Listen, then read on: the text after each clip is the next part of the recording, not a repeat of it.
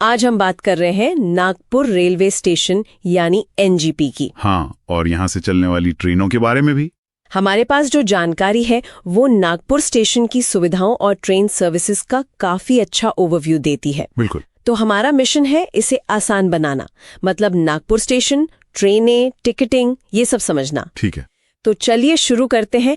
NGP आखिर मध्य भारत में इतना अहम क्यों है? हाँ, देखिए, नागपुर जंक्शन एनजीपी सिर्फ लोकेशन के हिसाब से ही नहीं बल्कि रेलवे नेटवर्क के लिहाज से भी भारत के एकदम सेंटर में है। अच्छा। यहाँ 8 प्लेटफॉर्म और 13 ट्रैक हैं, तो मतलब काफी बड़ा स्टेशन है जो भारी ट्रैफिक संभाल सकता है। 8 प्लेटफॉर्म।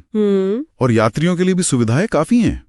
टिकट काउंटर तो है ही, अलग अलग तरह के वेटिंग रूम्स हैं, एसी वाले, महिलाओं के लिए अलग जी। फिर फूड स्टॉल, वाईफाई, एटीएम और तो और महाराजा रिटायरिंग रूम और एक डिपार्चर लॉन्च जैसी थोड़ी मॉडर्न चीजें भी हैं। इतनी सारी सुविधाएं, तो क्या ये वाकई स्टेशन को सिर्फ एक आने जाने की जगह से ज्यादा कुछ बनाती हैं? निश्चित रूप से।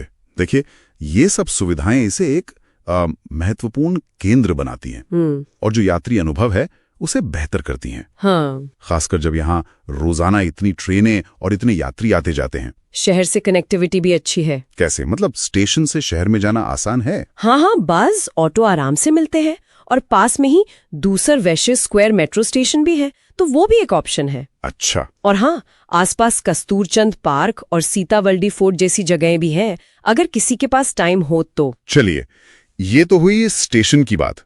अब आते हैं ट्रेनों पर। भारतीय रेलवे के पास तो बहुत तरह की ट्रेनें हैं। हाँ, ये तो है। यहाँ मामला वाकई दिलचस्प हो जाता है।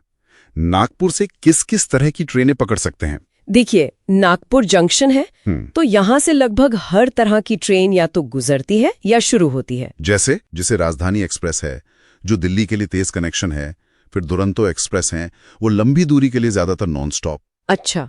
शताब्दी एक्सप्रेस दिन में चलने वाली इंटरसिटी चेयर कार ट्रेनें हैं और आजकल तो वंदे भारत एक्सप्रेस भी चल रही हैं, सेमी हाई स्पीड। हाँ, वंदे भारत का तो काफी नाम सुना है। बिल्कुल। और अगर बजट कम है तो गरीब रथ एक्सप्रेस भी एक अच्छा विकल्प है। एसी ट्रेन है पर सस्ती। मतलब वाकई में ऑप्शंस बहुत हैं।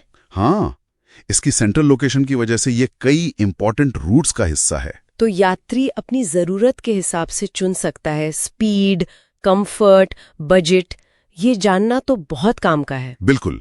और एक और बहुत अहम बात है जो यात्रियों को समझनी चाहिए। वो क्या? वो है ट्रेनों की 2 मुख्य कैटेगरीज। एक वो ट्रेनें जो नागपुर मतलब एनजीपी से ही अपनी यात्रा शुरू करती हैं, ओरिजिनेटिंग ट्रेन्स। हाँ, ओरिजिनेटिंग। और दूसरी वो जो कहीं और से चलकर नागपुर से गुजरती हैं, यानी पासिंग थ्रू। अच्छा, ओरिजिनेटिंग और पासिंग थ्रू, ये तो बहुत जरूरी लग रहा है। इसका फर्क क्या पड़ता है? सबसे बड़ा फर्क पड़ता है सीट की उपलब्धता पर। ओह। जो ट्रेनें एनजीबी से शुरू होती हैं, हाँ, उनमें आमतौर पर नागपुर से बुकिंग के लिए एक बड़ा कोटा होता है। अच्छा। तो कंफर्म टिकट मिलने की संभावना ज्यादा रहती है। हाँ, ये तो लॉजिकल है। बिल्कुल। वहीं जो ट्रेनें गुजर रही हैं उनमें नागपुर के लिए सीटें अक्सर सीमित होती हैं, क्योंकि वो पहले ही भर चुकी होती है। हाँ, काफी हद तक, क्योंकि कोटा पहले के स्टेशनों में बटा होता है। तो अगर आप नागपुर से यात्रा शुरू कर रहे हैं तो ओरिजिनेटिंग ट्रेन ढूंढना ज्यादा फायदेमंद हो सकता है। ये वाकई प्लानिंग के लिए एक बहुत इंपॉर्टेंट टिप है। बिल्कुल। और आजकल प्लानिंग का मतलब है सही जानकारी। बिल्कुल। जिसके लिए ऑनलाइन प्लेटफॉर्म बहुत जरूरी हो गए।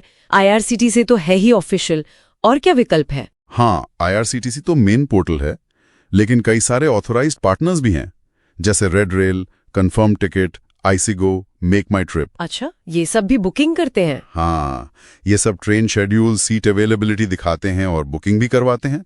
और एक और जरूरी चीज, इन पर आप ट्रेन का लाइव रनिंग स्टेटस भी चेक कर सकते हैं। हाँ, वो तो बहुत काम आता है। ट्रेन कहाँ पहुंची, कितनी लेट है। एकदम, बस ट्रेन का नंबर या नाम डालना होते हैं। और पीएनआर स्टेटस चेक करना, वो भी बहुत जरूरी होता है ना, मतलब टिकट कंफर्म हुआ या नहीं। बिल्कुल सही। पीएनआर स्थिति लगातार चेक करनी चाहिए। वेटिंग लिस्ट डब्ल्यूएल है, आरएसी है या कंफर्म सीएनएफ हो गया। कुछ प्लेटफॉर्म्स तो आजकल पीएनआर कंफर्मेशन की संभावना की भविष्यवाणी भी करते हैं। अच्छा, वो कैसे? वो पिछले ट्रेंड्स के आधार पर बताते हैं कि टिकट कंफर्म होने के कितने चांस हैं। काफी मददगार हो सकता है ये। हाँ, ये तो है। और ऑनलाइन बुकिंग प्रोसेस, वो मुश्किल तो नहीं, ज्यादातर प्लेटफॉर्म्स पर काफी सीधा है। लॉग इन करो, ट्रेन खोजो, अवेलेबिलिटी देखो, पैसेंजर डिटेल्स भरो, पेमेंट करो और ई टिकट मिल जाता है। हाँ, तुरंत ईमेल पर या ऐप में। अच्छा, कोटा के बारे में भी थोड़ा बताइए।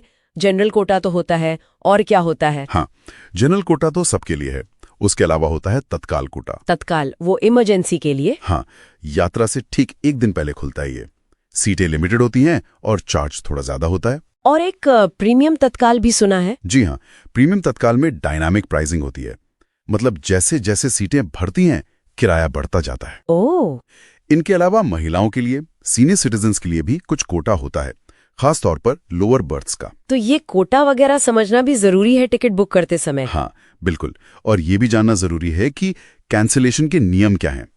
तत्काल टिकट पर अक्सर रिफंड नहीं मिलता या बहुत कम मिलता है। नागपुर स्टेशन काफी वेल इक्विप्ड है, व्यस्त जंक्शन है। हाँ। यहाँ से ढेरों ट्रेन ऑप्शन मिलते हैं, और ये समझना कि ट्रेन ओरिजिनेटिंग है या पासिंग थ्रू सीट पाने के लिए बहुत जरूरी है। एकदम सही। और ऑनलाइन टूल्स का सही इस्तेमाल करना तो आजकल शायद सबसे जरूरी है। बिल्कुल। संक्षेप में कहूं तो कुछ क्विक टिप्स बताइए। पहली बात, जानकारी हमेशा वेरीफाई करें, खासकर यात्रा के दिन। दूसरी, हो सके तो पहले से प्लान करें। ठीक है। तीसरी, ऑनलाइन टूल्स का पूरा फायदा उठाएं, live status, PNR check, prediction वगैरह। चौथी, रेलवे की जो बेसिक टर्म्स हैं, WL, RAC, CNF, इन्हें समझें। और पांचवी, स्टेशन थोड़ा जल्दी पहुंचें, खासकर अगर भीड़ भाड़ वाले समय में यात्रा कर रहे हैं। सही कहा।